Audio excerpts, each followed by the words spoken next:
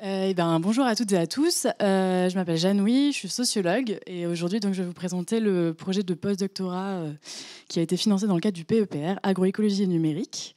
Moi, j'ai soutenu ma thèse en 2021, donc une thèse de sociologie qui portait sur les usages et la conception des technologies numériques pour l'agriculture conventionnelle et essayer de comprendre un peu comment ces outils étaient conçus, designés par les scientifiques et les entreprises, mais aussi, et c'était une part vraiment importante de mon travail de thèse, de comprendre comment ils étaient utilisés sur les exploitations. Et donc le projet de postdoctorat qui a commencé là il y a quelques semaines, donc c'est vraiment tout frais. Il est vraiment dédié à étudier la transition agroécologique par le numérique, vraiment en pratique, concrètement sur les fermes, ce qui se passe au niveau des agriculteurs et des coopératives. C'est vraiment un point important. Hop. Du coup, quelle conception de la transition agroécologique est-ce qu'on a prise dans le cadre de ce projet? Parce qu'en fait, on peut prendre plein de définitions différentes. Celle, par exemple, de la réduction des pollutions, celle des réglementations environnementales publiques. Mais ici, on a pris une définition de la transition agroécologique qui est avant tout celle des filières, c'est-à-dire la façon dont les agriculteurs et les coopératives mettent en œuvre très concrètement cette transition-là. Et on s'est dit que ça passait principalement par le développement des labels et des cahiers des charges et des standards environnementaux. Donc vous avez un peu un échantillon de ce que ça peut donner pour la filière céréalière, donc des labels comme le bio, zéro résidu de pesticides, etc. Évidemment, là je les ai tous mis comme s'ils étaient équivalents, mais ils ne le sont pas. Il y a des cahiers des charges, des acteurs, des marchés extrêmement différents. Mais on a un peu regroupé tout ça en se disant quel est l'impact et comment est-ce que cette transition agroécologique-là est mise en œuvre sur les exploitations. Et l'idée, c'était de se dire, les agriculteurs, en fait, ils reçoivent ces nouvelles contraintes et injonctions ou ces nouveaux marchés d'une façon assez particulière, dans le sens où ces labels environnementaux impliquent une forme nouvelle de traçabilité de leurs pratiques. Ils doivent rendre compte de combien est-ce qu'ils ont mis de traitement de pesticides dans un champ pour rendre compte auprès de Carrefour s'ils ont bien respecté le cahier des charges zéro de résidus de pesticides, par exemple. Et donc ça passe par une diffusion des outils numériques de traçabilité. Outils numériques qui sont donc les logiciels de gestion, qui sont diffusés sur les exploitations agricoles depuis assez longtemps, depuis les années 70 maintenant, mais d'autres types de technologies qui sont utilisées au quotidien pour numériser le cahier de plaine, des questions donc des applications. Il y a une certaine forme de traçabilité par les outils d'aide à la décision également. Donc tout un ensemble de technologies numériques qui participent à la traçabilité des pratiques agricoles pour répondre, encore une fois, à ces labels environnementaux. Donc c'est quelque chose que la littérature a bien montré. Mais la littérature et également mon travail de thèse ont pointé le fait que cette traçabilité-là présente plusieurs difficultés pour les agriculteurs, une forme de surtravail administratif, le fait que les données qui intéressent les filières agricoles sont souvent pas les mêmes que les données que les agriculteurs produisent dans le cadre de leur travail. Donc il y a plein de désajustements en fait sur ces questions à ce niveau-là de la traçabilité. Et le projet, il ajoute en fait un autre angle mort de cette question des labels environnementaux et de la transition agroécologique, qui a été un petit peu pointé dans la littérature aussi, mais qui est vraiment très peu enquêté. C'est la question de si on met en œuvre des labels environnementaux, il y a la question informationnelle, prise en charge par le numérique, mais il y a aussi la question en fait vraiment du stockage différencié. Si vous avez un blé bio, vous ne pouvez pas stocker votre blé dans le même silo ou dans la même cellule en tout cas que le blé conventionnel qui va partir à l'export et qui est très standardisé, mais qui n'a pas ces caractéristiques environnementales qui intéressent les filières. Et du coup, donc l'originalité du projet, c'est vraiment d'étudier cette articulation entre traçabilité numérique et stockage / gestion logistique différenciée. Notamment parce que cette question logistique et cette question très matérielle du stockage, c'est vraiment identifié comme un verrou dans la littérature sur cette transition agroécologique, dans le sens où les infrastructures de stockage pour la filière céréale qu'on a construites historiquement, c'est des énormes silos qui sont standardisés donc pour l'export, pour des grosses productions, et qui sont donc inadaptés à ces plus petits volumes de blé. Donc, je travaille sur la filière céréalière, je ne l'ai pas dit. Donc, à ces plus petits volumes de céréales avec des propriétés environnementales. Et donc voilà. Donc l'idée, c'est que le projet regarde cette articulation-là au niveau des exploitations et au niveau des coopératives, qui sont toutes les deux des acteurs et actrices centraux à la fois dans ces questions numériques et ces questions d'adaptation de la logistique, en posant donc deux questions. La première, c'est vraiment très pratico-pratique. Je vous disais, moi, je m'intéresse aux pratiques de travail. Donc, quelles conséquences de cette traçabilité numérique et de ce travail logistique pour les agriculteurs et pour le travail de collecte et de stockage des coopératives. Et un deuxième ensemble de questions qui est quel impact donc sur les inégalités au sein des mondes agricoles. Mais l'idée, c'est de se dire que la littérature a montré que les outils numériques n'étaient pas diffusés également sur toutes les exploitations. Il y a des différences d'adoption et d'appropriation. C'est notamment le travail que Véronique Bellon-Morel et Pierre Labarthe ont mentionné. Et du coup, comment est-ce que cette articulation aussi est appropriée différemment par les exploitations agricoles ? Très rapidement, donc, une enquête de sciences sociales donc, qualitative. Ça sera des entretiens, des observations parmi les exploitations agricoles et les coopératives sur 2 territoires, donc la Haute-Garonne et la Beauce, donc 2 territoires centraux dans la production céréalière française. Pas mal d'observations, des pratiques de stockage et de comment le numérique reconfigure ce travail logistique-là. Et voilà. Et du coup, les 2 collègues avec qui on a construit le projet, Baptiste Cotras, qui est sociologue INRAE, qui est donc mon collaborateur direct au laboratoire interdisciplinaire Sciences, Innovation, Société, au LISIS, et Marianne Serre, qui est ergonome et qui, du coup, m'apporte toute l'expertise interdisciplinaire sur la transformation des pratiques de travail et de penser un peu toute cette question des filières en lien avec les agronomes de Paris-Saclay. Voilà, je vous remercie et je vous ai mis, voilà, il y a les 2 petites références qui n'étaient pas dans le reste du PowerPoint. Mais donc l'article d'Éléonore Schneebelin sur l'appropriation différenciée entre exploitation en bio et exploitation en conventionnelle et la littérature sur les verrous technologiques. Je vous remercie. Merci beaucoup, Jeanne. Donc nous avons 3 minutes 30 de questions. Jacques ? 4 minutes 30.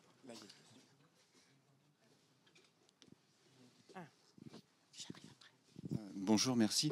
J'ai une question sur la partie complexité. Alors, je voudrais avoir votre avis en tant que sociologue. Alors, j'ai sorti mon téléphone à moi, qui est un très vieux truc tout cassé, mais la caractéristique pour moi du téléphone, celui-là, c'est qu'il est super compliqué dans ce qu'il contient et super simple à utiliser, au tel point que bien des gens qui ont passé 80 ans s'en servent très bien. Donc le diagnostic de complexité que vous avez fait à plusieurs reprises, des outils de surcharge de travail, pourquoi dans le numérique grand public de ça, c'est super simple à utiliser, ça marche quand même plutôt pas trop mal. Et pourquoi dans ce que vous décrivez, c'est très complexe et il y a des problèmes d'adoption du système. Ça me paraît un petit peu, de choses très contradictoires. J'aimerais avoir donc votre regard là-dessus. Alors, l'idée, c'était plutôt de parler, plutôt que de complexité, c'était de parler de surtravail, c'est-à-dire en termes de temps que les agriculteurs consacrent à cette traçabilité administrative, c'est-à-dire c'est vraiment un temps ajouté où on a fini son travail au champ, il faut encore passer 1 heure ou 2 heures dans son bureau à rendre compte de tout ce qu'on a fait. Donc c'était plus la question du temps, premièrement.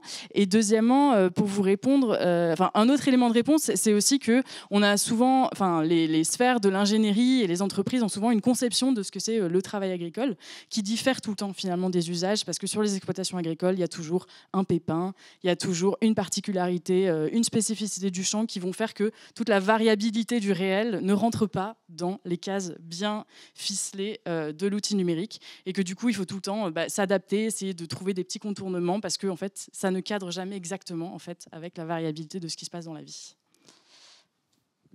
Oui, Laurent Falchetto, UEFAC à Clermont-Ferrand.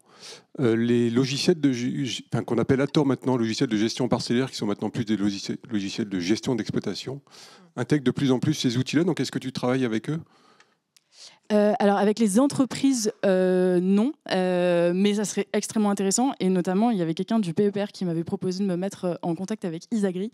Et donc, oui, c'est des gros acteurs qui sont très importants.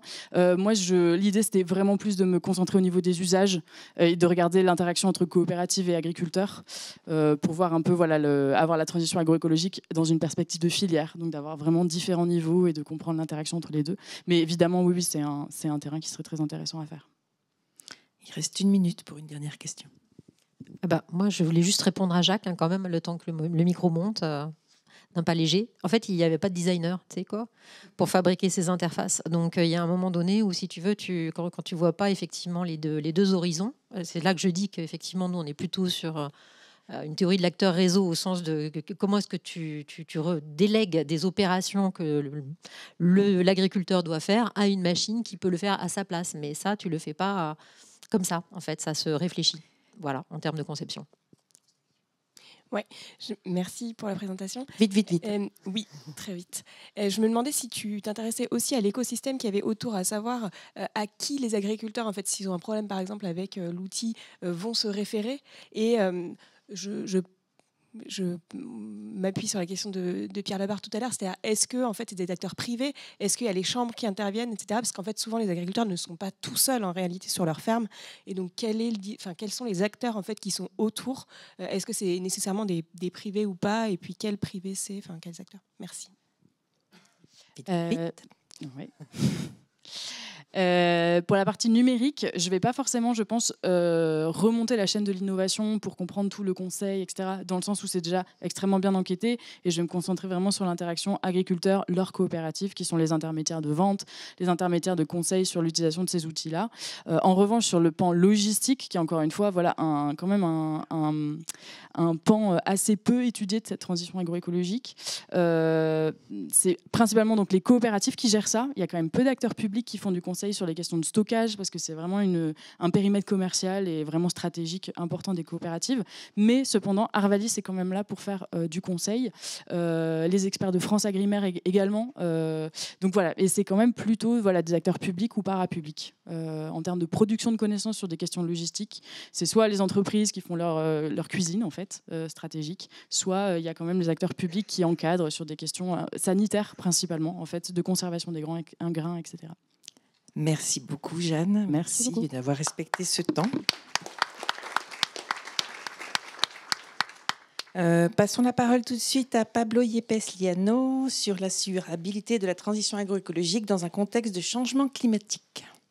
Donc pareil, même punition, 5 minutes de présentation, 5 minutes de questions.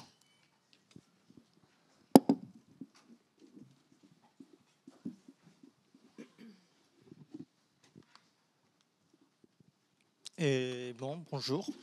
Aujourd'hui, je m'appelle Pablo Yepes. Je vais présenter un peu mon projet de thèse sur comment assurer la transition agroécologique en phase de changement climatique, lequel a commencé en mois de novembre de l'année dernière et financé ici par le PEPR.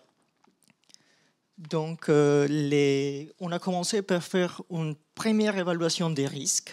C'est-à-dire, on cherche à voir quels sont les risques de la transition agroécologique. On fait les points surtout sur la réduction des produits phytosanitaires dans grandes cultures. Et on a commencé par faire une évaluation pour les colzas robustes à l'aide de Terrinovia. Donc, on a utilisé différentes données sur la fréquence et l'impact des différentes ravagures de colza et dans le territoire français, donc par région administrative en France, et avec des différentes distributions des risques et des transitions qu'il peut avoir grâce aux colzas robustes. Essayer de trouver quelles seraient les assurances ou les primes d'assurance qu'on peut attendre avec une réduction d'insecticides ou vraiment l'élimination, la suppression totale des insecticides pour ces cultures. Et avec cela, on a trouvé comme premier résultat une carte de différence par des primes d'assurance sur deux types d'assurance. Une assurance subventionnée en franchise 20% et une assurance complète, dont on évalue aussi quels sont les gains qui peuvent avoir différents agriculteurs grâce à la suppression des traitements, aux différentes subventions données par l'État et au prix de vente. C'est là on observe qu'en France, en général, on obtient une augmentation de 8 € pour une franchise 20, 8 € par hectare de prime d'assurance. Et avec une assurance complète, ces surcoûts deviennent uniquement de 3,4% et de 3,4 € par hectare pour les colzas robustes, après avoir enlevé tous les coûts, les différents gains qu'il peut avoir grâce à la transition. Et c'est avec cette première approche qu'on cherche, avec la thèse, d'avoir des résultats similaires comme ça en France pour différentes cultures, pour différentes pratiques et aussi différentes situations qui peuvent arriver. Donc, les pas suivants, les résultats qu'on s'attend au bout de la thèse, c'est avec des différentes données et données pratiques qui sont vraiment les données défis qu'on obtient là au sein de l'INRAE, des données des épidémiosurveillance pour avoir la fréquence des bioagresseurs dans différentes cultures, et sur différents contextes climatiques comme la météo historique, comme on essaye aussi de faire des projections climatiques. On regarde aussi les différentes projections du GIEC pour les changements climatiques, qui sont données par DRIAS et par Camping-6, et de voir aussi les réserves utiles pour trouver les différents types de risques et faire des modélisations sur les risques ravageurs qu'il y a par culture.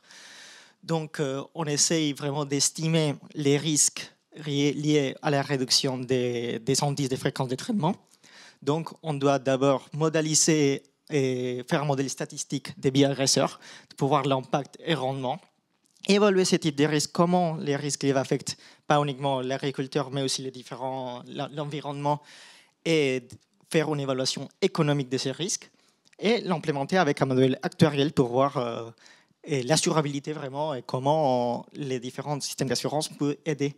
Avec ce modèle actuariel, on prend en compte aussi pas uniquement les risques après d'avoir effectué la transition, mais surtout les incertitudes qu'on peut trouver, qui peut avoir l'agriculteur et vraiment ou peut-être la filière, et sur comment faire ces transitions. Et on essaye d'avoir comme résultat complet quels vont être si les systèmes actuels d'assurance ils sont faisables avec ce contexte de transition des changements climatiques, et voir si la transition est assurable avec le climat qu'on a aujourd'hui et comment ça change cette assurabilité avec la transition et les changements climatiques.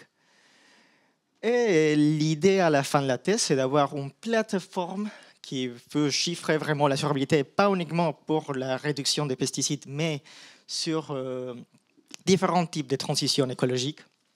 Et c'est d'avoir un modèle actuariel qui peut être généralisable, donc que n'importe qui peut l'utiliser, avoir leurs propres paramètres, leurs propres données, et voir si son projet de transition, ils peuvent avoir des aides directes ou il peut avoir une possibilité de faire un changement.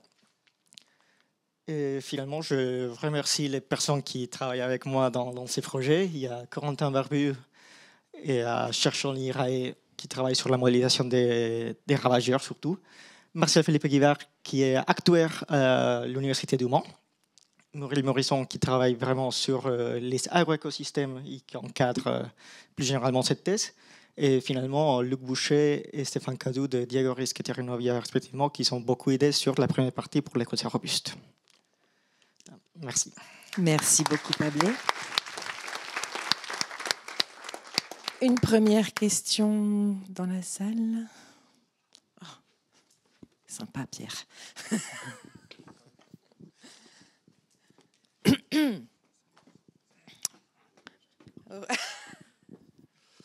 Bonjour, merci beaucoup pour la présentation. Il faudra qu'on discute. Je coordonne le projet Coeditac dans lequel on a une partie sur les assurances. Et une de mes questions, c'est comment est-ce que tu intègres les nouvelles tendances d'assurance indicielle qui se développent est-ce que c'est quelque chose qui est intégré dans ton programme ou pas?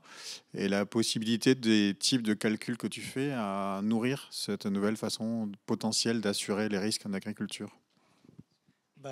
Par rapport aux assurances indicielles, oui, c'est une idée qu'il y a sur vraiment comment traiter les différentes assurances innovantes. Les problèmes qu'on a trouvés, surtout au début pour cette thèse, c'est qu'il y a eu beaucoup d'essais ici en France de vraiment implémenter une assurance indicielle pour différentes cultures, mais il n'y a rien qui a abouti au moment. Donc, pour l'instant, on traite vraiment une assurance classique, une assurance indemnitaire. Mais oui, l'idée, c'est après avoir réalisé différentes évaluations de risque, si on trouve un modèle qui donne vraiment des indicateurs des risques concrets, on peut envisager et voir comment effectuer une assurance indicielle ici en France. Merci, Pablé. Une question à côté. Moi, j'ai une question. Les systèmes assurantiels, ils sont basés sur le fait qu'on arrive à faire de la paramétrisation, d'avoir une maîtrise suffisante du processus et de ses variations pour pouvoir justement mettre en place le système d'assurance. En fait, là, on est dans un contexte particulier où il y a du changement climatique. Est-ce que pour la thèse, il y a des hypothèses particulières sur l'augmentation des risques d'un certain nombre de ravageurs liés à des évolutions potentielles du climat à très court terme? Oui, et au cours de la thèse, une idée il y a de faire vraiment un modèle des pertes ravageurs, lesquelles il prend en compte le climat. Donc, avec ces prises en compte du climat, on fait des différentes hypothèses avec des différentes projections que peut s'attendre par les changements climatiques et de voir comment cette perte causée par les ravageurs, par les insectes, etc., peuvent changer avec ces changements climatiques. Et du coup, est-ce qu'il y a une réflexion sur les changements d'assolement, c'est-à-dire un déplacement du colza en France qui serait produit dans d'autres régions? Oui, il y a des réflexions, mais ça fait partie vraiment sur différents types de transitions, donc sur différents projets de transition qu'on peut avoir. Donc pour ceux qui ont plus de questions, merci Pablé. Je vous propose d'en discuter à la pause. Nous allons passer la parole à Louise pour son travail sur agriculteurs et médias sociaux, animer des communautés en ligne. Donc pareil, 5 minutes de présentation, 5 minutes de questions. Bonjour, déjà merci au PEPR d'avoir financé ma thèse. Alors, c'est comme ça. Ah, ok. Du coup, déjà, je voulais me présenter très vite fait. Moi, j'ai fait un master en sciences politiques spécialisé dans l'environnement, mais là, c'est une thèse à la fois en sociologie, enfin, je suis inscrite en sociologie et en ergonomie. Voilà, moi, je vais passer parce qu'en fait, j'ai 5 minutes. Du coup, je suis encadrée par 2 chercheuses, Aurélie Cardona, qui est sociologue, et Magali Pro, qui est enseignante-chercheuse et sciences de la formation. Aurélie Cardona est à l'INRAE et Magali Pro à l'UBO. Donc, ma thèse. Alors, j'aimerais m'intéresser du coup à l'animation des communautés en ligne et comment cette animation, elle peut accompagner le développement de l'agroécologie. Et là-dedans, c'est quoi exactement le rôle de la confiance? Du coup, je voulais rappeler rapidement le contexte. L'agroécologie, c'est aussi une multiplication des acteurs, comme on l'a vu ces derniers jours, et de savoir qui sont situés et mouvants. Et là-dedans, on a pu... bref, la littérature montre que la construction de communautés favorise le partage de connaissances et les changements de pratiques. Là-dedans, il y a une multiplication des échanges virtuels des agriculteurs dans des cadres professionnels. Et on a pu voir qu'il y avait peu de recherches sur l'activité d'animation des communautés virtuelles. Du coup, mes objectifs scientifiques, c'est à la fois d'analyser l'animation des communautés virtuelles et de les considérer comme un savoir-faire, mais aussi comme un savoir-être, c'est-à-dire pas juste des compétences techniques, mais aussi une manière d'être, etc. J'aimerais comprendre aussi comment ces processus d'animation ils favorisent le partage de connaissances, mais aussi le partage émotionnel des agriculteurs, et comment ça peut favoriser du coup les changements de pratiques. Et enfin, j'aimerais étudier comment la confiance et les rapports de confiance du coup peuvent faciliter et contribuer aux phénomènes que j'ai cités auparavant. Du coup, ma thèse, j'ai pu identifier 5 types de communautés de pratiques qui seront du coup potentiellement mes futurs terrains. Donc des applications numériques qui existent en soi, comme Chayo-Fae, qui est une application développée en Île-de-France. Des groupes WhatsApp ou des groupes Discord qui ont différentes formes. Par exemple, il y a la communauté Farmer, qui réunit d'après eux 11 000 agriculteurs quand même. Ou des communautés plus resserrées, comme une communauté Discord sur laquelle il y a 120 agriculteurs et qui est animée par des animateurs professionnels d'un groupe technique de maraîchage. Il y a aussi des forums agricoles comme Agricool par exemple, et de nombreux groupes Facebook, là j'en ai mis un, mais il y en a vraiment beaucoup, qui s'appelle Maraîchage Biologique Pro, qui réunit 3300 personnes. Et du coup, là-dedans, j'ai pu identifier, bon, ça fait 3 mois que j'ai commencé, donc voilà, j'ai pu identifier 3 types d'animateurs et animatrices. Des animateurs bénévoles, qui ont l'air de faire ça pour des motivations altruistes, donc c'est à éclaircir, plutôt sur les forums ou les groupes Facebook. Des animateurs, animatrices professionnels, donc plutôt des conseillères agricoles, qui font ça dans le cadre de leur métier. Et des animateurs à double casquette, c'est-à-dire... des agriculteurs qui sont un peu des stars, des influenceurs, qui vont aussi proposer des formations payantes et qui ont des groupes Facebook qu'ils animent. Et donc, voilà, on peut se demander si ce n'est pas une manière de faire la publicité.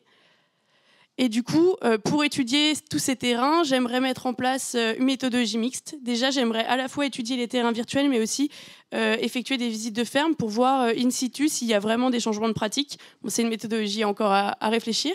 Et du coup, pour ça, j'aimerais mettre en place des méthodes mixtes, à la fois quantitatives, en effectuant des analyses de réseau, surtout sur WhatsApp. En fait, ça va un peu dépendre aussi de quel type de données je vais pouvoir récupérer. Ça dépend beaucoup des applications, des plateformes, et aussi une étude de corpus. Et enfin, j'aimerais mettre en place du coup des entretiens et des observations plutôt d'un côté qualitatif, parce que moi, je viens plutôt du côté qualitatif. Voilà. Et du coup, j'attends plusieurs types de résultats. J'aimerais approfondir le rôle, en termes scientifiques, j'aimerais approfondir le rôle et les trajectoires des animateurs de communautés en ligne, comprendre l'impact de l'animation sur les pratiques agricoles, identifier les atouts et les limites des outils numériques pour ces communautés. Et du coup, les résultats opérationnels, ce serait de à la fois guider les pouvoirs publics dans la conception de politiques incitatives efficaces, mais aussi peut-être d'imaginer de nouvelles plateformes d'échange, parce que vu l'actualité des GAFAM, on peut se dire que ça peut être une nécessité d'en développer de notre côté, et aussi de voir comment on pourrait former les animateurs et animatrices de ces communautés pour que ce soit plus efficace. Voilà, merci de votre attention. Merci Louise, quel timing, mais impeccable. On va récupérer 1 minute sur le temps. Donc 5 minutes de questions dans la salle. Il y en a plein. Merci. Merci beaucoup. J'ai une question, mais peut-être que vous l'avez dit, je n'ai pas compris. L'objet en fait de ces communautés, est-ce que c'est du partage d'informations entre agriculteurs? Est-ce que ce sont des agriculteurs qui partagent ce qu'ils font à une communauté très élargie? En fait, pourquoi ils se mettent dans ces forums? Et je ne suis pas sûre de l'avoir capté. Oui, bien sûr. Je suis allée un peu vite. Du coup, alors comme il y a plusieurs types de communautés, on va dire que leurs objectifs sont quand même assez différents selon les groupes. Mais il y a toujours cette idée de partage de connaissances parce que c'est quand même censé être des groupes entre agriculteurs. C'est pas comme sur Instagram, quelqu'un qui va se présenter et qui va médiatiser ce qu'il fait. C'est plutôt du partage du coup. Mais c'est du partage de connaissances, mais aussi du partage plutôt de ressenti ou d'expérience. L'objectif, c'est pas forcément de faire circuler du savoir. Ok. Et en fait, je voulais juste... c'est le début de la thèse, donc je vais faire une petite recommandation. Merci. En fait, il y a eu une expérience avec le CIDIAR où ils avaient fait un forum d'alerte pour des maladies, les repérer assez vite et intervenir rapidement. Et en fin de compte, ça a été détourné par les agriculteurs pour justement faire du partage de connaissances. Et donc, faire attention en fait entre l'objet initial de la création de ce forum versus comment il est réellement utilisé par les agriculteurs. Et il peut y avoir des surprises en fait entre les deux. Merci. Merci beaucoup, c'est très intéressant. Et je voudrais que tu reviennes sur la dernière diapo, enfin l'avant-dernière, avec les 3 objectifs de la thèse. Hop, reviens. Voilà. Identifier les atouts et les limites des outils numériques pour ces communautés. On est d'accord qu'on parle des outils numériques de communication? Oui, c'est ça. D'accord. C'est ça. Exactement. C'est pas les outils numériques pour la oui, la production. c'est plutôt les outils numériques type Facebook, WhatsApp, Discord. Merci. Je sais bien. Quel est l'impact, quelle est l'échelle géographique de ces communautés? Est-ce que c'est des gens qui parlent entre eux de la région, du pays, ou bien est-ce que il peut y avoir des communautés internationales? Est-ce qu'il y a un effet de l'échelle sur ce dont ils parlent? Oui, alors ça va être très différent. Par exemple, le Discord, là, c'est 150 personnes et c'est en Rhône-Alpes. Alors que Farmer, c'est au niveau de la France et c'est du coup 11 000 personnes, mais dans toute la France. Là où, par exemple, les groupes Facebook, comme ils sont très ouverts, c'est toute la francophonie, en gros, s'ils sont en français. On ne peut pas savoir qui il y a dessus. Et par exemple, Shiofae, l'application là dont je parlais, elle se dirige vraiment à l'international, puisqu'elle se traduit, je ne sais plus, en 15-20 langues, et elle a été pensée, elle, pour s'orienter vers vraiment l'international, du coup, tous les pays, quoi. Donc voilà, et effectivement, je pense qu'il y a des différences sur ce qu'ils partagent. Après, comment dire, je dirais que je ne sais pas s'il y a des telles différences que ça. Moi, en fait, le seul groupe sur lequel je suis actuellement, c'est le groupe Maraîchage Biologique Pro. Et dessus, du coup, c'est toute la France ou toute la francophonie. Je pense que ça influence, c'est-à-dire que là, ce que je vois, c'est quand même des gens qui sont plutôt en France en termes de climat, du coup, en termes de ce qu'ils cultivent. Mais voilà, je ne sais pas si en termes régional, ça change. Ça, j'aurais à étudier ça. Une dernière question, Andrea, et après, les échanges se feront au cours de la pause. Merci beaucoup, c'est très intéressant. Je me suis posé la question si, quand vous allez étudier les 3 modèles d'animateurs, d'animatrices, est-ce que vous comptez aussi de tenir compte du concept économique, du modèle économique qu'il y a derrière? Parce que je pense que ça pourrait jouer un rôle important. Bien que toutes les questions sociales sont très importantes, est-ce que vous comptez aussi tenir compte de ça? Oui. Oui, tout à fait. J'aimerais vraiment en tenir compte parce que... est-ce que vous voulez que je réponde en anglais? Non, c'est bon. Ok. Ouf. Alors, du coup, par exemple, le groupe Discord, il fait partie d'un forfait et les agriculteurs payent pour y avoir accès. Donc, je pense que effectivement, c'est super intéressant de comprendre quel est le modèle économique. C'est pour ça que j'ai mentionné les animateurs, animatrices à double casquette, et de comprendre aussi pourquoi est-ce qu'il y a certains groupes où les agriculteurs sont prêts à payer, d'autres qui sont gratuits. Effectivement, je suis complètement d'accord. Voilà. Merci à tous. J'avais une petite dernière question. Oui. Ouais, désolée. Oui, merci beaucoup pour la présentation. J'avais une question sur la définition de l'agroécologie. Quelle est la définition sur laquelle tu t'appuies, si tu as une définition? Et en fait, j'imagine que dans ces forums, il y a différentes façons, en fait, justement, d'aborder ce concept-là. Est-ce que tu vas l'étudier? Est-ce que tu vas étudier peut-être différents degrés, on va dire, d'agroécologie? Oui, justement, c'est une question que je me suis beaucoup posée parce que du coup, transition agroécologique, ça peut vouloir un peu tout et rien dire. Du coup, avec mes directrices de thèse, on s'est plutôt mis d'accord qu'on allait s'orienter plutôt vers l'agriculture biologique parce que ça simplifiait la question et ça nous permettait de ne pas passer énormément de temps à se poser. Parce que par exemple, en fait, le forum Agricool, c'est un forum d'agriculture de conservation. Et du coup, ça pose énormément de questions sur à quel point on fait de la transition agroécologique et tout. Et du coup, pour simplifier, je vais m'orienter sur la partie bio de ce forum. Voilà, donc c'est... Pour l'instant, après. Voilà. Merci beaucoup. Merci à tous. Donc,